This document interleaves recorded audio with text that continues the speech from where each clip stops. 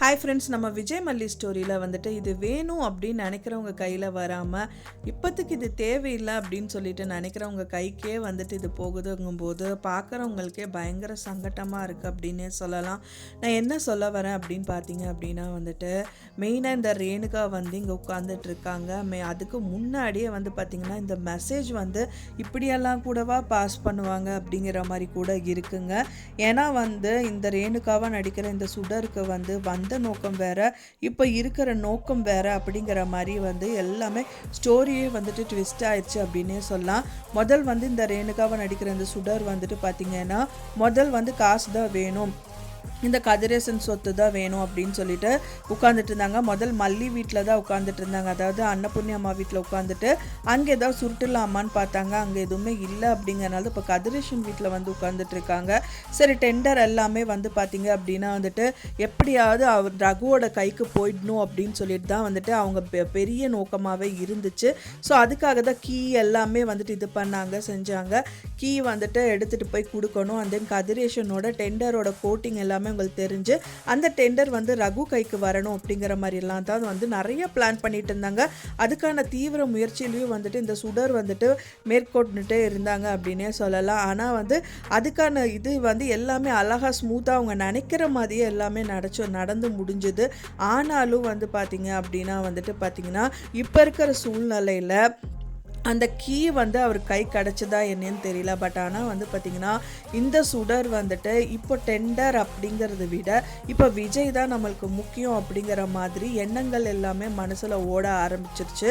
So அதை தான் அவங்க வந்து நினைக்கிறாங்க. விஜயை வந்து மல்லி கூப்பிடும் போது வீட்டுக்கு போகக்கூடாது, கொஞ்சம் கொஞ்சமாக கட் பண்ணிடணும் அப்படிங்கிற மாதிரியே தான் வந்து பண்ணிகிட்டு இருந்தாங்க. ஆனால் கொஞ்சம் கொஞ்சமாக கட் பண்ணுறாங்க, டோட்டலாக கட் பண்ணணும் பின்னாடியே சுற்றிட்டு இருக்காங்க. அப்படிங்கிறது வந்துட்டு பார்க்குறவங்களுக்கே ரொம்பவே கஷ்டமாக இருக்குது அப்படின்னே சொல்லலாம்.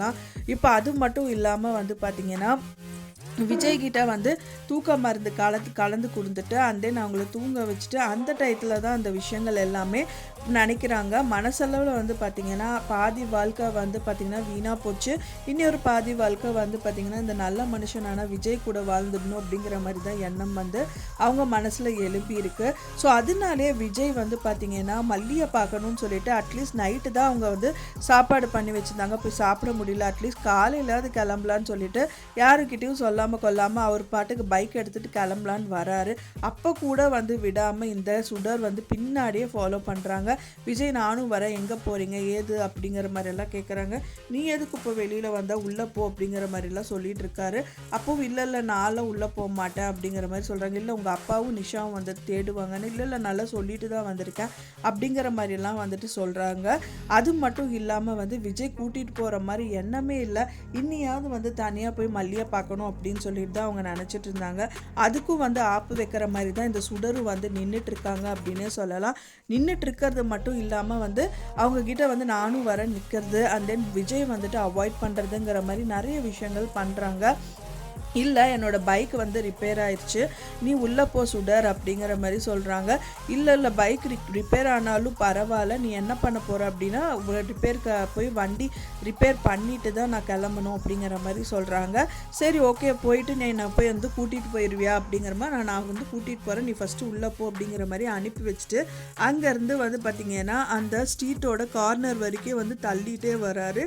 அதுக்கப்புறமா ஸ்டார்ட் பண்ணிட்டு போகலான்னு நினைக்கும் போது இந்த சுடர் திரும்பவும் வந்து வண்டி ஸ்டார்ட் ஆயிடுச்சா, நானும் வரேன் அப்படின்னு சொல்லிட்டு வண்டியில் ஏறி உட்காந்து விஜய் கூட மல்லி வீட்டுக்கு வந்து இறங்கிடுறாங்க. ஸோ அங்கே வந்ததுக்கு அப்புறமும் விஜய் வந்து பார்த்திங்கன்னா மல்லி வேற வழி இல்லாமல் தான் வந்துட்டு வீட்டுக்குள்ளே வர சொல்லி கூப்பிடுறாங்க. அவங்களும் புரிஞ்சுட்டு என் மேலே கோவமா மல்லி, எனக்கு எதுக்கு கோவம், வாங்க உங்களுக்கு காஃபி வச்சு வைக்கிறேங்கிற மாதிரி கூப்பிடுறாங்க. அந்த இவங்க வந்து உட்காந்துட்டு சுடரும் மல்லியும் வந்துட்டு சோஃபாவில் உட்காந்துட்டு இருக்காங்க.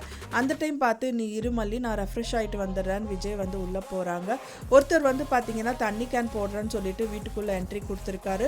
கொடுக்கறது மட்டும் இல்லாமல் வந்துட்டு இந்த சுடர் இவங்க கிட்ட தானே நம்ம மெசேஜ் பாஸ் பண்ணணும்னு சொல்லிட்டு யாரோ கிட்ட ஃபோன் பண்ணுற மாதிரி ஃபோன் பண்ணிவிட்டு சுடர் அக்கா என்ன நீங்கள் இப்படி பண்ணிகிட்ருக்கீங்க, ரகு அண்ணாக்கு கால் பண்ணுங்கிற மாதிரி வந்து மெசேஜ் கொடுக்குறாங்க.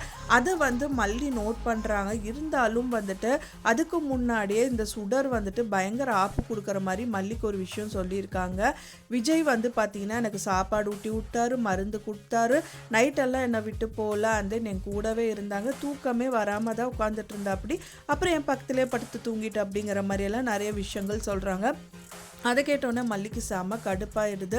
அந்த அந்த டென்ஷனில் உட்காரும்போது தான் இந்த ஆள் வந்துட்டு ஃபோன் பண்ணி இந்த மாதிரி சுடர் அக்கா ரகு அண்ணா கூப்பிட சொன்னாங்கங்கிற மாதிரி யாருக்கோ உங்கள் ஃபோனில் பேசுகிற மாதிரி வந்து மெசேஜ் வந்துட்டு சொல்லிவிட்டு அங்கேருந்து போகிறாங்க அப்படின்னே சொல்ல. அப்போவே மல்லிக்கு வந்து ஒரு டவுட்டு வருது, இவங்க எதுக்கு இங்கே வந்திருக்காங்க, நான் வாட்டர் கேன் கேட்கவே இல்லையங்கும்போது இல்லை உங்கள் வீட்டில் தான் சொன்னாங்கங்கும்போது ஓகே மனோகர் தான் சொல்லியிருப்பாரு அப்படின்னு சொல்லிட்டு அவங்களும் அந்த டயத்தில் வந்து ரொம்ப மனசில் பாரமாக இருந்தால பெருசாக எதுவும் கேர் பண்ணிக்கல அப்படின்னே சொல்லலாம். இருந்தாலும் வந்து பார்த்தீங்க அப்படின்னா வந்துட்டு இந்த சுடருக்கு தான் அந்த ஃபோன் வந்து கையில் கிடைக்கணும் அப்படின்னு எழுதி வச்சிருக்கு போல இருக்கு. அவங்க வந்து அந்த ஃபோனோட எண்ணம் வந்து கொஞ்சம் கூட இல்லாமல் தான் வந்து கதிரேஷன் வீட்டில் உட்காந்துட்டு இருக்காங்க. ஆனாலும் வந்து பார்த்தீங்கன்னா திரும்பவும் வந்து விஜய் கூட வந்து இங்கே இருக்கிற மாதிரி ஒரு சூழ்நிலை வந்துருச்சு. அண்ட் தென் வந்து பார்த்தீங்கன்னா அதுக்கப்புறமா இந்த மெசேஜ் அவங்க கிட்ட இன்ஃபார்ம் பண்ணோடனே சுடர் வந்து என்ன பண்ண போகிறாங்க, ஃபோன் எடுத்து பேசதான் போகிறாங்க. ரகு கிட்ட பேசும்போது வந்து பார்த்தீங்கன்னா இனிமேல் வந்து நான் இந்த மாதிரி விஷயங்கள் எதுவுமே நான் பண்ண போகிறது இல்லை அப்படிங்கிற மாதிரி தான் வந்து சொல்கிறாங்க.